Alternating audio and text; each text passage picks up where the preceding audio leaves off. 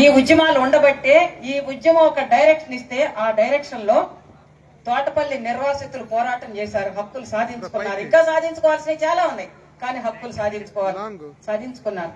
నిర్వాసితులనంటే పైనుంచి గడ్డగానికి వచ్చే పని అయితే, నీరు వచ్చే పని అయితే ఆ నీటిలో కొట్టుకుపోవటం కాదు, ఎదురు పోరాడు, హక్కులు సాధించుకో అని చెప్పేసి మెసేజ్ ని, ఆ యొక్క సందేశాన్ని ఒక్క మన విజయనగరం, ఉమ్మడి విజయనగరం జిల్లాకి, శ్రీకాకుళానికి, ఉత్తరాంధ్ర జిల్లాలకే కాదు, మొత్తం రాష్ట్రం మొత్తానికి కూడా ఆ దిశానిర్దేశం చేయగలిగాం.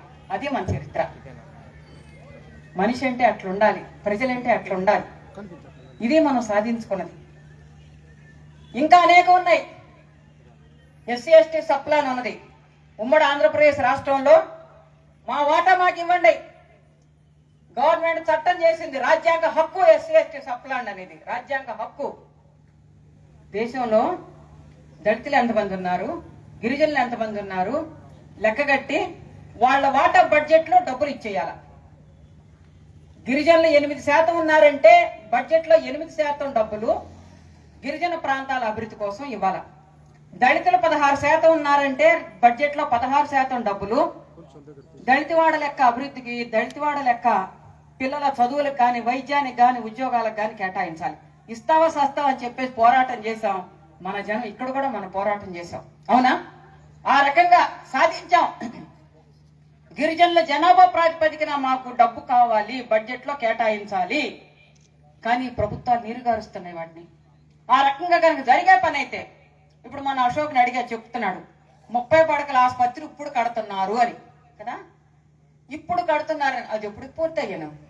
అక్కడికి డాక్టర్లు ఎప్పుడు వచ్చాను, నర్సులు ఎప్పుడు వచ్చాను, వైద్యం ఎప్పుడు అందాను, మందులు ఎప్పుడు ఇచ్చాను? ఈ లోపల మనం చచ్చిపోవటమేనా? కొండ ప్రాంతాల్లో శుద్ధమైన నీరు దొరకదు. రోగం వచ్చిందనంటే పురటాలను కూడా డోలీల్లో మోసుకుని పోయే పరిస్థితి ఇప్పటికీ కూడా ఉంది. సిగ్గులేదు ఈ ప్రభుత్వాలకి? ఓట్లు వేయించుకుని ఓట్లు కొనుక్కునే ప్రభుత్వాలకి అట్నుంచి పైన ఉన్న మోడీ దగ్గర నుంచి కింద ఉన్న చంద్రబాబు నాయుడు వరకు కూడా, నిన్న మొన్న జగన్మోహన్ రెడ్డి వరకు సిగ్గు చర్మ లేదా వీళ్ళకి? గిరిజన ప్రాంతాలు అభివృద్ధి చేయటం వాళ్ళ బాధ్యత కాదా అని నేను అడుగుతున్నాను. వాళ్ళు నిద్రపోతున్నారు. నిద్రపోవటం కాదు, నిద్ర నటిస్తున్నారు. నటించడం కూడా కాదు, డబ్బు మొత్తం కూడా తీసుకుపోయి అదాని చరిత్ర రోజు టీవీలలో, పేపర్లలో వస్తుంది, పార్లమెంట్ లో కదా. వాళ్ళ కట్టబెడుతున్నారు. వాళ్ళ కట్టుబెట్టడానికి వచ్చిన డబ్బులు నా గిరిజన ప్రాంతాన్ని, నా గిరిజన జనాన్ని అభివృద్ధి చేయడానికి, ఇక్కడ వైద్యం కోసం గానీ, ఇక్కడ ఆసుపత్రులు కట్టడానికి గానీ, ఇక్కడ పిల్లలకి స్కూళ్లు కాలేజీలు కట్టడానికి గానీ, ఇక్కడ గిరిజనులకి ఉద్యోగాలు కల్పించడానికి గానీ ఎందుకు ఇవ్వవు అని చెప్పేసి మనం ప్రశ్నిస్తున్నాం. ప్రశ్నించాలి.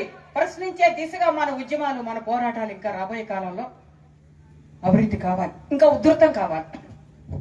ఇది మన లక్ష్యంగా ఉండాలి. మన గిరిజన ఉత్పత్తులు ఉన్నాయి, వాటి గిట్టుబాటు ధర దొరకదు. పోయిన ఎన్నికల్లో వచ్చాను ఈ ప్రాంతానికి, ఎక్కడ కూడా జీడి ఏడు బాగలేదమ్మా కదా. జీడి తోటలకి పంట సరిగ్గా లేదు, రేటు సరిగ్గా లేదు. మన గిరిజన ఉత్పత్తులకి ఎక్కడ రేటు దొరకదు. మన అణువులు గాని, జునువులు గాని, ఇంకొకటి గాని, మన తోళ్లు గాని, లేదంటే గంటలు గాని, వీటికి ఎక్కడ మనం అమ్ముదామంటే ఉత్పత్తికి ఎక్కడ గిట్టుబాటు దొరకదు. గిరిజన కార్పొరేషన్ ఉన్నది, మన పోరాటాల ఫలితంగానే గిరిజన కార్పొరేషన్ వచ్చింది. దాంట్లో పెట్టి అమ్ముకుందామనంటే అక్కడ గిట్టుబాటు ధర దొరకదు. కానీ పట్టణాలలో మాత్రం ఇదిగో సామలు అంటాడు, అది సామలవునో కాదో తెలీదు, 170 రూపాయలు అంటాడు పట్టణాలలో. మన సామలు గాని, మన ఊదలు గాని 150, 170, 180 కిలో. ఢిల్లీలో అయితే 240 రూపాయలు కొరలు కిలో. మనకెంత? మనకేమో గిట్టుబాటు రేటు దొరకదా? మన రేట్లు పడిపోతుంటాయా? ఎందుకు మన రేట్లు పడిపోతున్నాయి? అదాని అంబానీలకు ఎందుకు కట్టు పెడుతున్నారు? ఇప్పుడు ఇటే పామాయిల్ వేసుకుని బండి పోయింది. జీడిపప్పుకి అంతర్జాతీయ మార్కెట్ లో జీడికి రేట్ లేదంట, మనకు జీడిపప్పు పడిపోద్ది రేటు. జీడిపప్పు కాదు, జీడి గింజలకి రేటు పడిపోద్ది. జీడిపప్పు రేటు పడిపోద్ది. మళ్ళా పామాయిల్ అంతర్జాతీయ మార్కెట్ లో రేట్ లేదంట, పామాయిల్ గింజలకి రేటు పడిపోద్ది. మరి అంతర్జాతీయ మార్కెట్ లో పెట్రోల్ రేట్లు పడిపోతున్నాయే, ఇక్కడెందుకు పెట్రోల్ రేట్లు పెరుగుతున్నాయి? అంటే అంబానీలు ఉద్ధరించడానికా? వాళ్ళకి పెట్రోల్ రిజర్వ్, వాళ్ళు పెట్రోల్ ఏమంటాం, అది ప్యూరిఫై చేసే ప్లాంట్లు ఉన్నాయి కాబట్టి వాళ్ళని ఉద్ధరించడానికా? క్రూడ్ ఆయిల్ ఉన్నది కాబట్టి వాళ్ళు ఉద్ధరించడానికా? అంతర్జాతీయ మార్కెట్లో పెట్రోల్ రేటు తగ్గిపోతుంటేనేమో మనకు పెట్రోల్ రేటు పెంచుతావు.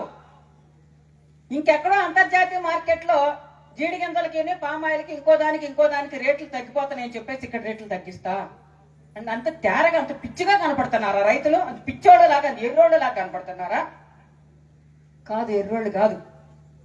మా గనక అర్థమైతే, మేం గనక చైతన్యవంతం అయితే, మేం గనక జెండా పుచ్చుకుని రోడ్ల మీద కనుక వచ్చే పని అయితే మీ ప్రభుత్వాలు తిరగబడిపోతాయని చెప్పేసి మనం హెచ్చరించాల్సిన అవసరం ఉన్నది. మరొక మాట కూడా చెప్పి నేను ముగిస్తాను. మనకి ఇక్కడ మెంటాడ దగ్గర నుంచి ఇంకెక్కడెక్కడి నుంచో ఎస్కోట్ దగ్గర నుంచి పెద్ద రోడ్లు వేస్తున్నారు. దేనికి? మనకు రోడ్లు ఉండవే. అక్కడి నుంచి ఆ సెంటర్ దగ్గర నుంచి బస్ స్టాండ్ దగ్గర నుంచి ఇక్కడ దాకా నడుచుకు రావడానికి చీర పైకి పట్టుకుని చూసుకుని నడవాలి. ఎందుకంటే అక్కడ గొయ్యుందో నడవటానికి, ఎక్కడ గోతులు ఉన్నాయో అక్కడ పడిపోతామని అనేటట్టు ఉంది. మరి బళ్ళు తిరగటానికి కురుపం సెంటర్, మెయిన్ సెంటర్. మన రోడ్లు ఎలాగ ఉంటాయి?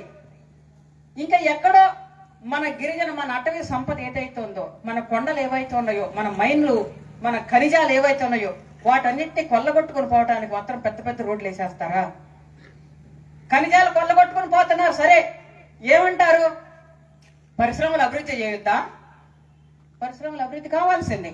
ఎవరి కోసం? పరిశ్రమలు ఎవరి కోసం? మన కోసం కాదా? నేను ఒక్కటి అడుగుతున్నా.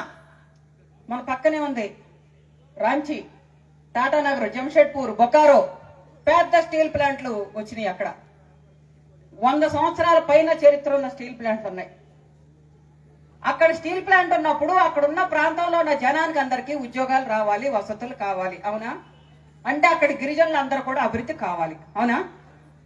కానీ మన పార్వతీపురం బొకారో రైలు ఎక్కండి.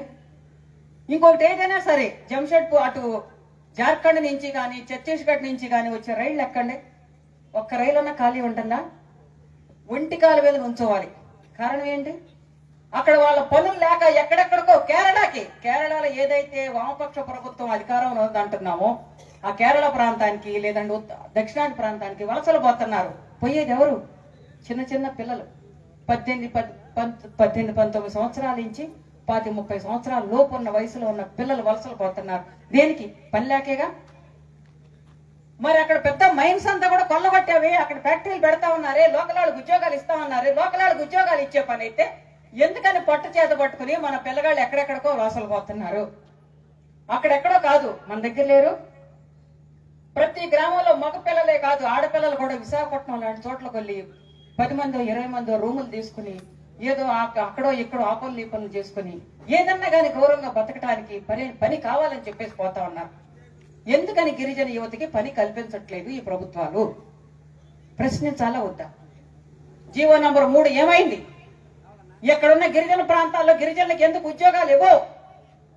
మనం క్వశ్చన్ చేయాల్సిన అవసరం ఉంది. మనకు అనుకూలంగా సాధించుకునే వరకు కూడా మన పోరాటాలకి ప్లాన్ చేసుకోవాల్సిన అవసరం ఉంది. ఆడవాళ్ల మీద, ఆడపిల్లల మీద జరుగుతున్న దాడులు చూస్తే చిన్న పిల్లలు, ఆడపిల్లలు అయితే కాదు మగపిల్లల మీద కూడా దాడులు జరుగుతున్నాయంట. చిన్న పిల్లల మీద చెప్పరు, నోరిప్పి చెప్పరు. అసలు ఇది మానవ సమాజమేనా? మన పశువా, జంతువు అని అంటాం. జంతువులు మనకన్నా ఆకలేస్తే తింటాయి, లేకపోతే లేదు. కానీ వీళ్ళు అట్టగాదే.